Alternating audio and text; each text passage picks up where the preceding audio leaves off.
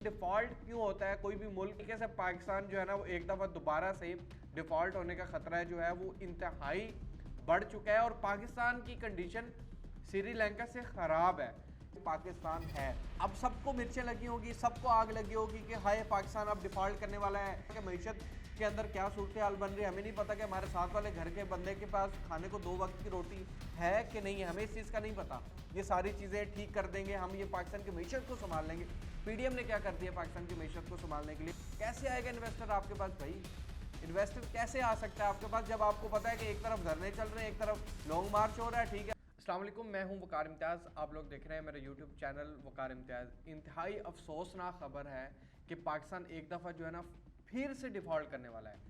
कि पाकिस्तान आज से अगर हम सिर्फ ग्राफ देखें, सिर्फ अभी ग्राफ की बात करते हैं कि 5% था पीटीआई की गवर्नमेंट में और उसके बाद जब पीडीएम की गवर्नमेंट आई है तो वो चला गया है 75% में। डिफ़ॉल्ट होने का यानी कि ख़तरा 75% बढ़ गया और इससे 2 दिन पहले कोई ये ख़तरा सिर्फ 56% था, जो भी एक बहुत बड़ी यानी कि बात है। अब सबसे पहले ये देख लेते हैं कि डिफ़ॉल्ट क्यों होता है कोई भी मुल्क या कोई भी चीज़ डिफ़ॉल्ट क्यों होती है। फॉर एग्जांपल अगर मैंने लोन लिया है और मुझे लोन पे करने के लिए मेरे पास अब पैसे नहीं बचते तो मैं डिफ़ॉल्ट हो जाता हूँ। लाइक एज बैंक से लोन लूँ या किसी भी और जगह से लोन लूँ। तो इस तरीके से पाकिस्तान ने भी जो है ना वो लोन लिए हैं आईएमएफ के थ्रू और डिफरेंट जो है ना बैंकिंग्स के थ्रू जो है ना वो लोन्स लिए। अब पाकिस्तान के पास जो है ना वो पैसे नहीं है लोन पे करने के लिए।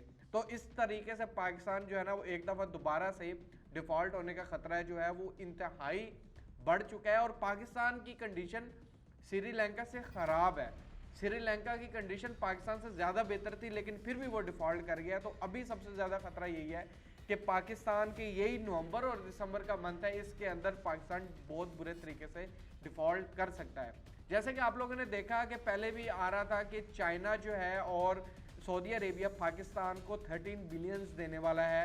अब वो 30 बिलियन डॉलर्स जो आने थे और उसके थ्रू भी जो है ना इन्वेस्टमेंट वगैरह पाकिस्तान में कुछ ना कुछ होनी थी, जिससे शायद ये जो ख़तरा है ये कम हो जाता। लेकिन जैसे कि आप लोगों को पता है कि पाकिस्तान की जो सूरत हाल है वो ऐसी नहीं है क्योंकि तरीके इंसाफ का लॉन्ग मार्च जो है वो चल रहा है।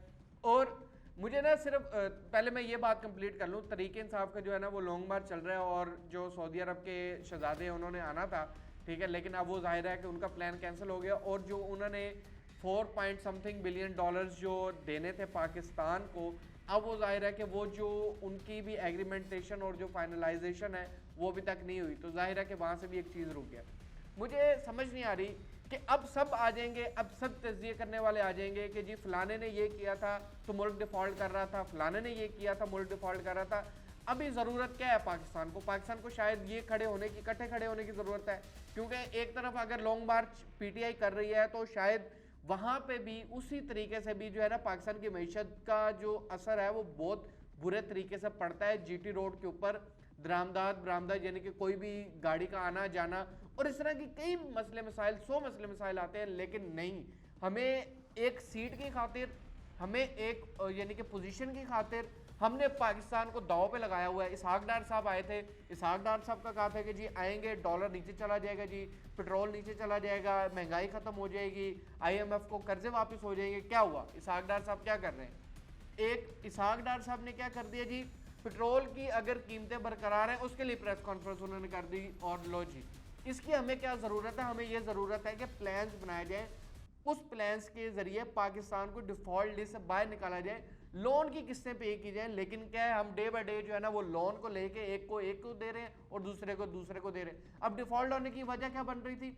वो वजह ये भी बन रही है कि आईएमएफ ने जो है वो कहा है कि जो शर्तें हमने की हैं, जो एग्रीमेंट साइन हुआ है, पहले आप वो एग्रीमेंट पूरा करें तो उसके बाद जो है ना हम मुज़ाकरात करेंगे।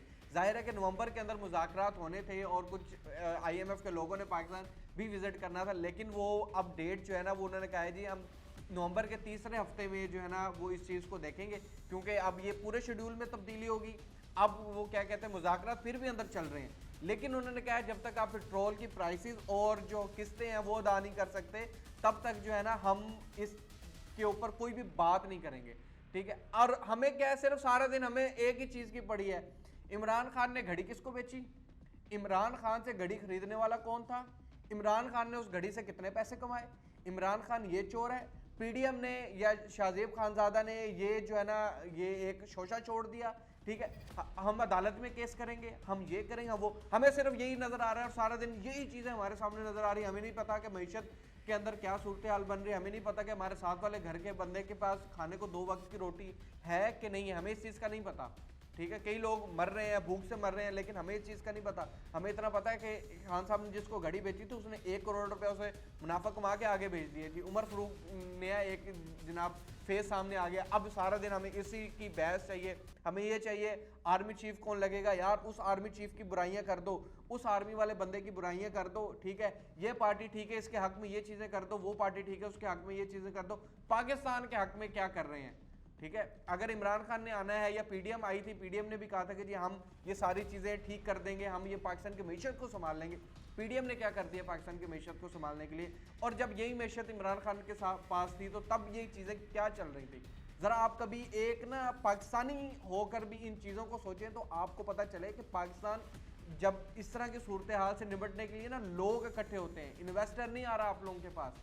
कैसे आएगा इन्वेस्टर आपके पास भाई, इन्वेस्टर कैसे आ सकता है आपके पास जब आपको पता है कि एक तरफ धरने चल रहे हैं, एक तरफ लॉन्ग मार्च हो रहा है, ठीक है, दोनों पार्टियां आपस में लड़ रही हैं, आर्मी चीफ का फैसला नहीं हो रहा, उसके ऊपर यानी कि चीज़ें चल रही हैं, रोड बंद है, सड़कें बंद है, हमें सिर्फ किसी चीज़ की कौन आएगा इन्वेस्ट करने। आप खुद बताएं, जाएँ फैसलाबाद देखें, आपकी सारी टेक्सटाइल मिलें जो है ना वो बंद पड़ी हुई हैं। आपको कहीं कारोबार करने के लिए आप चले जाएँ तो वहाँ आप टैक्सों के बम्बार हैं, और टैक्स इकट्ठे करने की बात हो रही है, टैक्स नहीं सही तरीके से इकट्ठे हो रहे, कई लोग बगैर टैक्स पे किए, यानी कि इस लोग बैठे हुए हैं, और हमें सिर्फ चीज़ों को ही देखना है कि उसने ये बात कर दी है तो हमने इस बात को किस तरीके से अपने आप को सेव करना है। भाई इन चीज़ों से भी बाहर आ जाए, इसके बाहर भी पाकिस्तान है।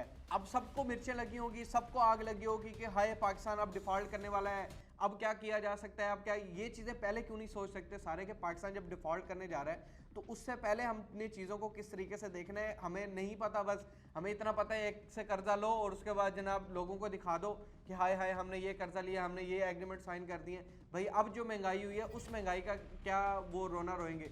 आप लोगों को याद होगा कि पिछले दिनों बैंकों की भी एक कहानी सामने आई थी कि डॉलर को ऊपर रखने के लिए कुछ बैंक जो है, अभी स्टेट बैंक उस चीज़ को देख रहा है कि उन बैंकों ने भी इन्फ्लेशन रखी थी अपनी प्राइस के अंदर, जिससे डॉलर की प्राइस जो थी ना वो ऊपर थी, ठीक है। तो हर बंदा अपना प्रॉफिट कमाने के चक्कर में यहाँ जरूर बैठा हुआ। उन बैंकों ने जो पूरे साल में प्रॉफिट नहीं कमाते, उन्होंने वो 3-4 महीने के अंदर वो अपना प्रॉफिट यानी कि कमा के निकाले हैं। अभी तो खैर वो रिपोर्ट जो है ना वो बैंकों के सामने आएगी कि उसमें स्टेट बैंक क्या रिपोर्ट देता है, लेकिन ये सब किसके लिए, अपने लिए हो रहा है, पाकिस्तान के लिए ये सब नहीं हो रहा। अब पाकिस्तान को बचने के लिए कितने अरब रुपए चाहिए, 23 अरब डॉलर जो है ना पाकिस्तान को चाहिए इस चीज़ से बचने के लिए। और ये दिसंबर तक अगर ये सूरत हाल से बचने के लिए अगर पाकिस्तान इस तरीके से चीज़ कर लेता है तो ठीक है, अदरवाइज पाकिस्तान जो है ना वो डिफ़ॉल्ट कर जाएगा, और हकीकत में डिफ़ॉल्ट कर जाएगा। और वैसे भी डिफ़ॉल्ट तो हुआ है, एक गरीब बंदा डिफ़ॉल्टर है, ठीक है, एक अमीर बंदा जो है ना वो डिफ़ॉल्टर नहीं होगा, लेकिन गरीब शख्स जो है ना वो डिफ़ॉल्टर आपका हुआ क्योंकि उसको रोटी खाने के पैसे ये चीज़ें उसके पास नहीं है। सफ़ेद पोश को देख लें, उसके पास भी ये चीज़ें नहीं होंगी।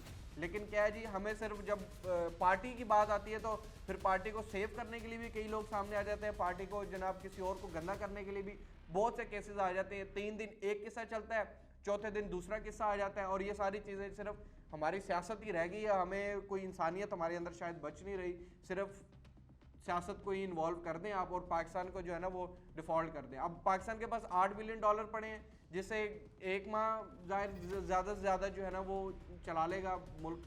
इसके बाद क्या होगा, यही कंडीशन जब पीटीआई की तरफ थी तो तब इधर रोना रो रहे थे, अब जब ये नून लीग भी है या पीडीएम की तरफ है तो अब ये दूसरी साइड रोना रो रही है। भाई पाकिस्तान के लिए अगर आप लोग कुछ कर सकते हैं ना तो मेहरबानी आप लोगों की, आप पाकिस्तान के लिए कुछ कर दें ताकि पाकिस्तान को बेहतरी की तरफ हम ले आएँ, ना कि पाकिस्तान को जो है ना भाई एक डिफ़ॉल्ट के दहाने पे खड़ा कर दें और उसके ऊपर भी हर बंदा अपनी सियासत चमकाने लग जाए कि हाँ देखा हमने कहा था कि ये ऐसा नहीं कर सकते।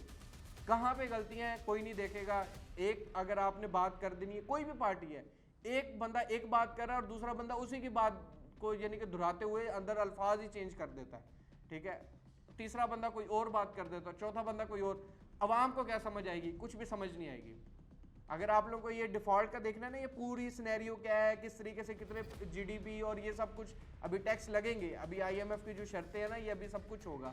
अभी देखते हैं साहब डार साहब जो है ना वो क्या फैसला करते हैं। और ये सारी चीज़ें जो है ना वो किस तरीके से सामने आएंगी। तो आप जाके ज़रा रिपोर्ट्स पढ़ें तो आपको समझ आ जाए कि किस तरीके से पाकिस्तान जो है ना डे बाय डे डिफ़ॉल्ट के उस परसेंटेज जो है ना वो बढ़ती जा रही है। तो इसी के साथ मुझे दें इजाज़त। अल्लाह हाफ़िज़।